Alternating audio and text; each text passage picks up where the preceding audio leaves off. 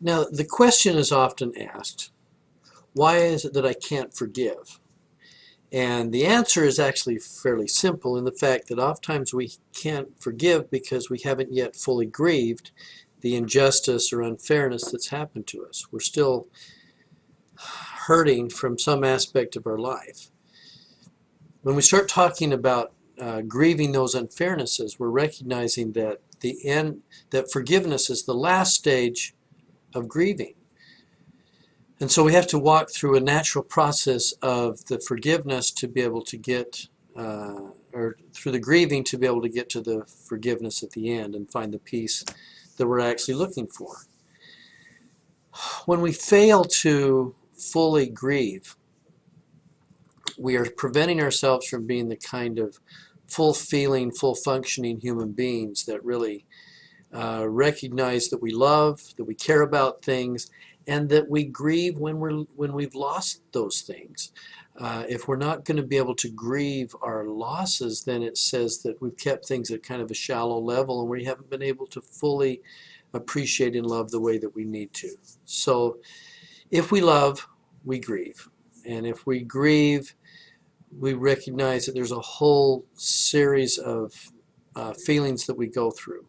I think one of the mistakes that gets made sometimes in looking at grieving is that we believe that there are certain steps that we have to go through to be able to know that we've actually fully grieved.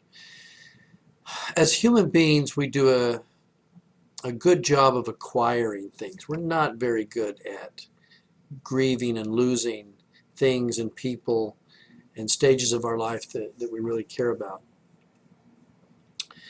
So because of that, when it comes time to actually let go of things, we struggle.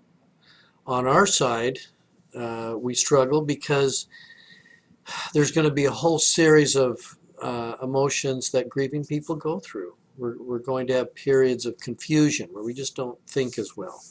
We're going to have periods of tears and pain that we feel. We might go through periods of anger, we might not. Certainly those moments when we're grieving, we've actually been able to recognize that they're similar to grudging. And I think in the next class we're going to probably talk a little bit more about the physiological reactions from the stress chemicals when we're grieving and grudging. But today we're just more talking about the necessary part of fully grieving our losses. Society doesn't help us much.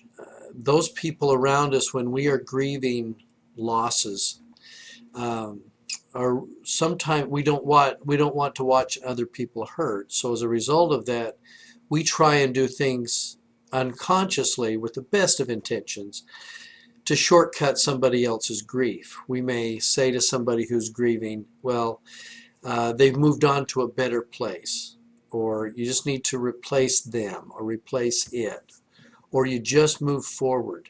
Or the question is, how are they doing? Are they grieving well? What we're really saying is, are they grieving without emotion? Are they being strong? Are they bucking up for the kids or for their family or for their co-workers? They're strong. And when we're strong, we're meaning they're not showing any grief, they're not showing any signs of emotion. And really what they're doing is stuffing all of those kind of things down. And the answer is they're not grieving very well because they're not being able to fully experience the grief that they're having. When we feel things deeply, that will be recognizable, and anybody around us can see that we're fully grieving. So what we're needing to be able to do when we come in contact with somebody that's grieving is just be there with them. Don't try and shortcut that or take that grief process away from them.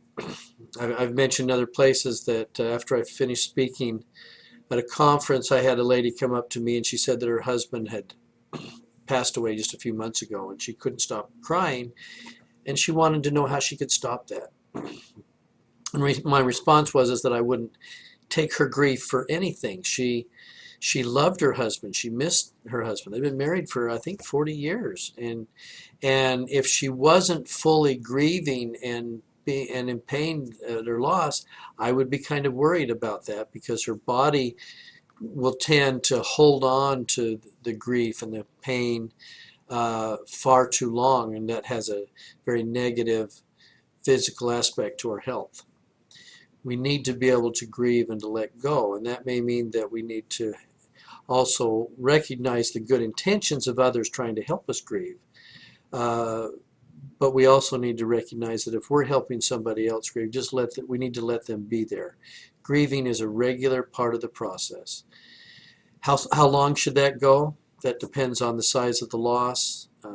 I think we have a sense when maybe it's gone on way, way too long. But generally, I see it shortcut more often than I see it go too long, because people feel like they should be over it by now. Isn't he done now? Or I should be done, or I finished grieving, or I needed to just stop and move forward. When really our our emotional experience is that, again, if we love and we care deeply and we've expended ourselves emotionally, that we needed to be able to fully experience that loss before we can actually finally move on to forgiveness.